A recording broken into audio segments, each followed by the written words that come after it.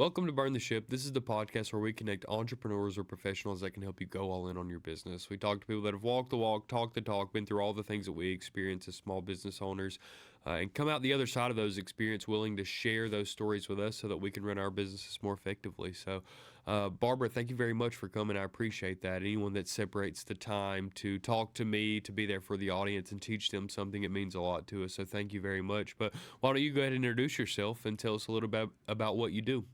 Okay, and thank you for having me on your broadcast. I Yeah, really anytime. appreciate the invitation.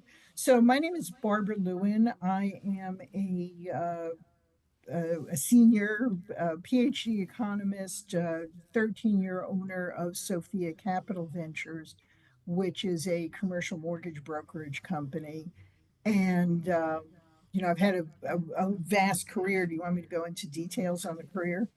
What's relevant to you is relevant to us, Well, but yeah, I mean, a little it's bit. I'll say one thing because my background and training is in economics, and I taught at the university level for 13, 14 years, and I began to be an entrepreneur in the late 1990s. The insight of the light bulb moment for me is about being an entrepreneur is for me it was the difference between teaching about the rules of the game and being in the game. And so I think the first thing that I would say about any kind of entrepreneurial venture is you are in a game. It is a vast game called free enterprise in our country. With a capitalist model, which means that anyone can own the means of production or the capital. And I'm in the capital business now, which is very fascinating because money in its various forms is the fuel that every business thrives on. Yeah, So I'm going absolutely. to leave it there. So what is um I think a lot of people's perception is that there's some risk to taking capital in general or to owning property, and then there's some value aligned with that as well. So can you tell me just from a high level, what is that process that you're walking people through as you're talking to them as potential candidates to acquire capital and property? Sure. Well, there's really two aspects of commercial lending, and which I'm a lender. I got into this business from residential lending, and I got into residential lending from doing capital raises for startups for businesses. So I've gone business to real estate to business. And the distinction is when you're an entrepreneur and a business owner, you run the business and the building is where you run your business from. So they call that owner occupied commercial real estate. Everything else is tenant occupied and it has a whole different set of characteristics because tenants pay rent and you don't have control over whether they're going to pay rent. So let's focus, I think, on the entrepreneurial side because that's more relevant to this conversation. A lot of entrepreneurs um, start out, and I would say, having been a SCORE counselor for a while and deeply involved in entrepreneurial training, a lot of businesses start out undercapitalized and they think they can bootstrap everything. And some people can, some people can't. If you have something that's easily and inexpensively created or manufactured or service provider, say you're a massage therapist and all you need is a table and a place to go, that's pretty low capital investment. If you're starting a brewery and you need big machinery and equipment and a building to put it in because you can't put it in a parking lot, you need a dollar investment to get that capital equipment going. So it's business dependent. That's one factor, but I think there's riskiness in every entrepreneurial venture. But I would say, based on my experience, the biggest risk is not having enough money. Yeah, no, that makes a lot of sense. Starting out underfunded, um, is a sure way to make the journey more difficult. What industries would you say are kind of experiencing things a little bit differently, right? Are there subsets of business that are beginning to pop up that are having unique conversations in the capital world, or is, all of the conversations in the capital world related to, hey, here's what you need, here's the financial level, here's a financial package that we need to represent, and then here's kind of what to expect as far as longevity to pay back. Is it pretty standard, or is there It some is not at variability? all standard. And there's, as I said, I was in the capital raising business for startups. At the very first seed round, you're testing the idea. That's usually somebody who's buying into a small percentage of your business because they believe in you, they believe in your vision, and they believe in what you believe you can accomplish. That's seed round capital. And that cuts across every industry. I know when many years ago, I helped a friend start a haircutting salon because she was an incredible artist. She had 20 years experience and she was a single mom. She just needed a little boost up, and I was able to give her that boost, which was great. And when she got the business running, she paid it back, and it was perfect. So at some levels, an investor is investing in a person or a team or an idea that they believe has merit and they want to see it come to fruition. At higher levels, we do a fair amount of SBA lending, and SBA is a loan guarantee program. They are not a direct lender. So that means we work with a lot of different banks. Every bank has what they call their own appetite for the different types of businesses they want to lend money to. Some will do startups, some won't. Some will do ground up construction, some won't. Some require 2 years of business history, some will lend based on projections. So coming to somebody like me as a mortgage broker, commercial mortgage broker, really helps you sort out not only how much capital you need, but what's the right kind of capital for your type of business. And there is no one size fits all. Yeah, absolutely. Is there a time where you tell people don't take money or don't look for this type of financing? And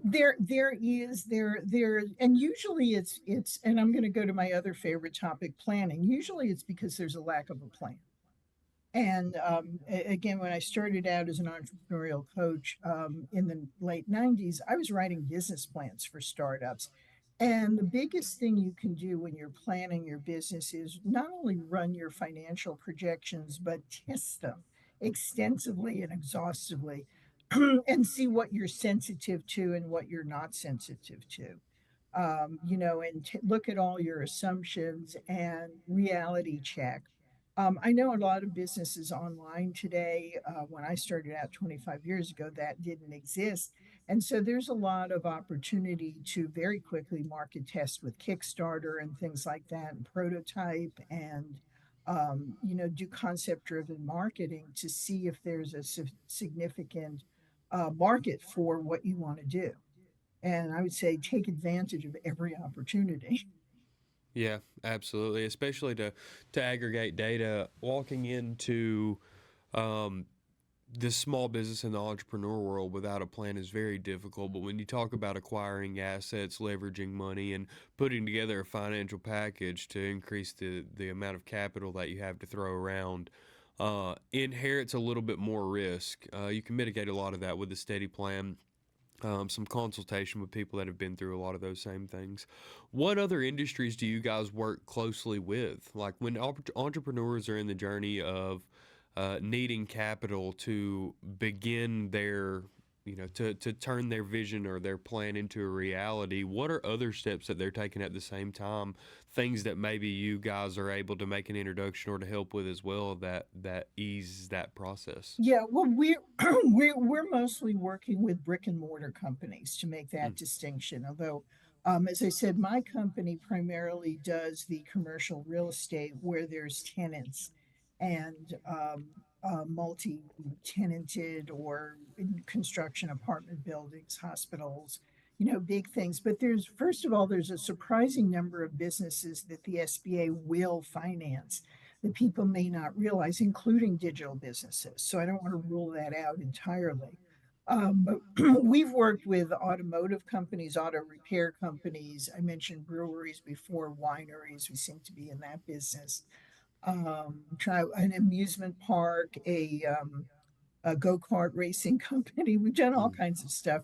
retail restaurants, antique stores, boutique, but all of it's brick and mortar. So there really is no limitation. Some of the ones you may not think qualify for SBA are things like self-storage companies, nursing homes, things like that, where it may seem, well, this is not really a business because I'm renting stuff out, but it is under SBA because you're owning it. Small hotels, motels, we've done a fair number of those as well. So anything where the owner runs the business themselves. And the reason I keep going to SBA is because the SBA gives you the highest leverage. And what I mean by leverage is you can borrow the highest proportion of money at the lowest available interest rate. And that's a great deal for entrepreneurs. And a lot of people think they can't qualify for it. We can show them how. What's kind of been your superpower through this whole process? Like when you're going through creating connections with someone that's in your space, what should someone look for to say, "Oh, this person has my best interests and they really know what they're doing?" Bailey, that's a great question. I'm going to give you sales 101. People do business with people they know, like, and trust. And Absolutely. so, and that cuts across every industry. I don't care if it's online, brick and mortar, you go to your favorite restaurant, your dentist's office. If you don't like that person, you're not going to do business with them. So, social media gives us a great opportunity for the likability factor, in my opinion. I have a pretty strong presence, especially on LinkedIn, and one of my brokers is on Facebook. And we're just friendly. We get to know people. Over the years, I've built, part of it is I've lived in a lot of parts of the country, but I've built a network all over the country. And the likability factor is just simply common interest. We both lived here. We like the same sports team. Our kids do the same activities. Whatever it is finding common ground and finding the connections between people. The trust factor is as simple as saying what you're going to do and then doing it. So if you're in sales and you say you're going to deliver a product on a certain date, deliver it. If you can't, let your customers know as soon as you know, renegotiate, reschedule, and trust is maintained. And that's very simple, but a lot of people don't take those extra steps.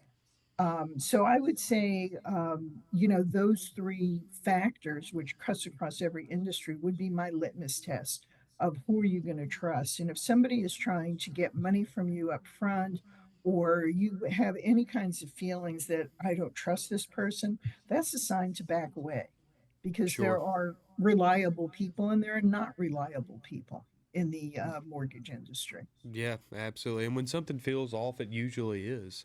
Yeah. What has been most difficult, about this journey for yourself? It seems like there's a lot of I know, especially during COVID, that there were a lot of like rules and regulations being added and stipulated when it came to lending. I'm not sure if that's still happening now, but it seemed like one of the most difficult things about your industry was the ability to keep up with the rules, regulations, guidelines, and specific appetite for certain lenders. Is that still the case? And if not, what really is kind of the most difficult thing or the art of your industry? It's an ever-changing landscape, I'm going to call it. And yes, COVID was challenging. I was going to answer a different question. I'm going to answer both. For any entrepreneur that finds themselves in a changing market, the key factor is flexibility and the ability to pivot. So I love Shark Tank. It's one of my favorite shows for entrepreneurs. And there's story after story now of entrepreneurs who started up during COVID. Everything shut down. They figured out another way to do it. They pivoted and they were successful. So in banking and lending, it's the same thing. When a lender perceives risk, they're going to back away. There's a concept we use called loan to value. So if you need, say, $100,000, in a good lending environment, you can borrow, or let's say your project costs 100,000, just to use a number. In a good lending environment, you can borrow maybe 80% of that, or 80,000. In a less favorable lending environment, you can borrow maybe 50% of that, which means where do I come up with the rest of the money? Okay. And that's one of the really changing factors, the rising interest rates after COVID. backed a lot of banks away because they needed to carry more reserves, which meant they made fewer loans.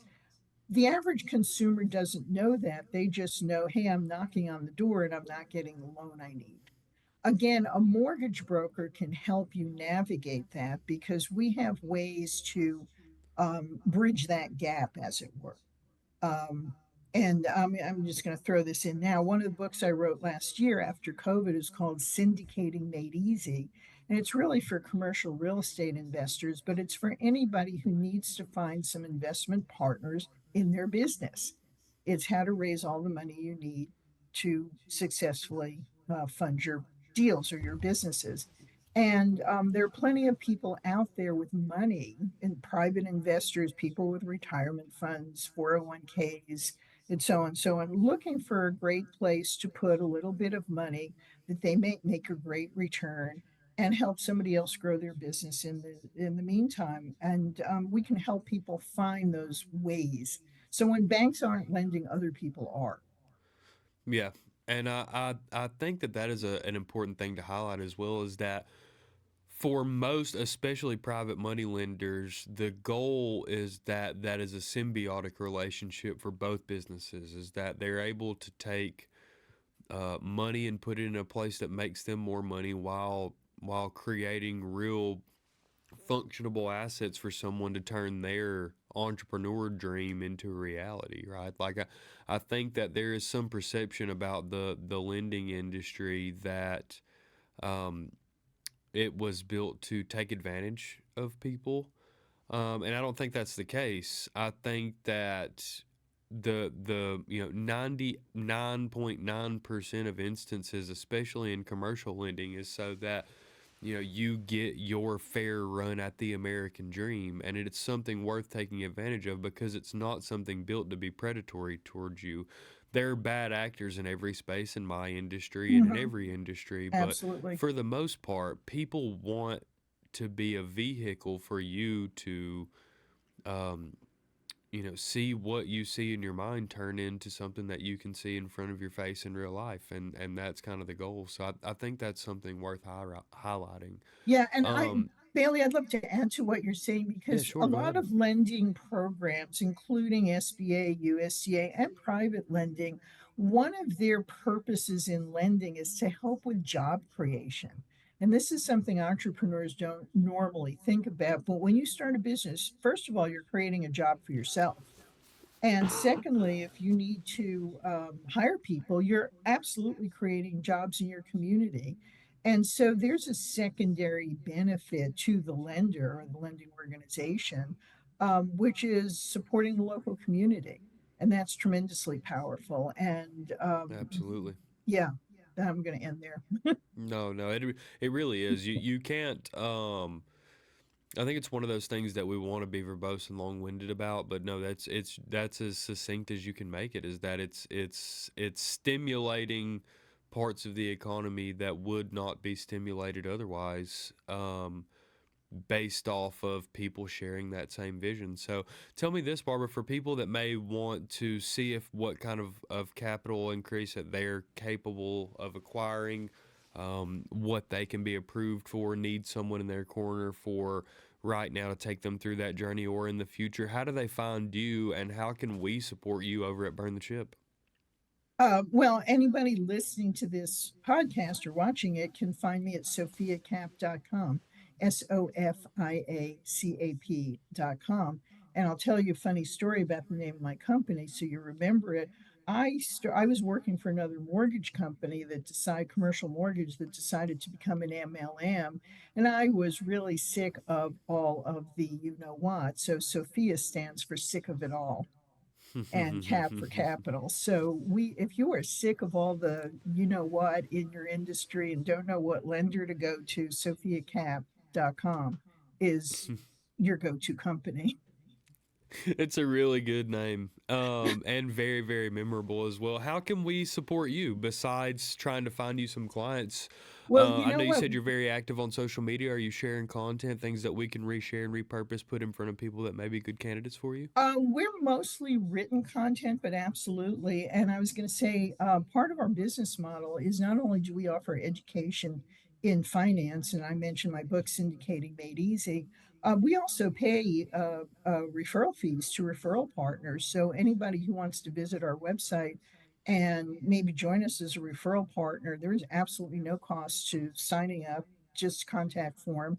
And we'd love to connect. So find me on LinkedIn or find me on the website. And, I want to say another thing about that because sometimes entrepreneurs are, strapped for cash, as we talked about. This is another revenue stream that adds on top of what you're doing. It doesn't distract you from your core business. What we call stacking is it stacks on your core business. So anybody who wants to help, maybe find out if they qualify for financing and then help other entrepreneurs. It's a win-win-win, and that's our business model. Win-win-win. Well, thank you. I appreciate that. It's really good to know that there are people in your industry that really just want to have your back. I mean, I think that that's kind of the space that we take up in our industry in the payments world is that, there are companies out there that will ask your questions that will make things very transparent, educate you, and help you understand exactly what this process is and the value that it has to you. So it's very refreshing to have a conversation with someone that grabs some of that same landscape in their industry. If there's anything that I can do for you, Barbara, your organization, moving forward, or anyone that's listening to Burn the Ship, please allow me to be an asset to you guys.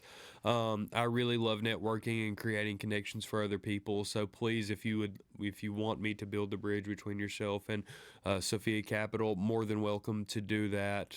More than happy to make that introduction for you guys. And Barbara, I look forward to being a part of your network moving into 2025. I think that I'll find some people that you'll be able to help moving forward, and it will be greatly appreciated. So, Likewise, Bailey, I really appreciate the opportunity again, and I look forward to working with you and making 2025 a great success for as many entrepreneurs as possible. yeah, absolutely. Me too. So, if you're listening, burn the ship and lean on us. Let us help you, and we hope the best for your business in 2025, and we'll talk to you soon. Thank you.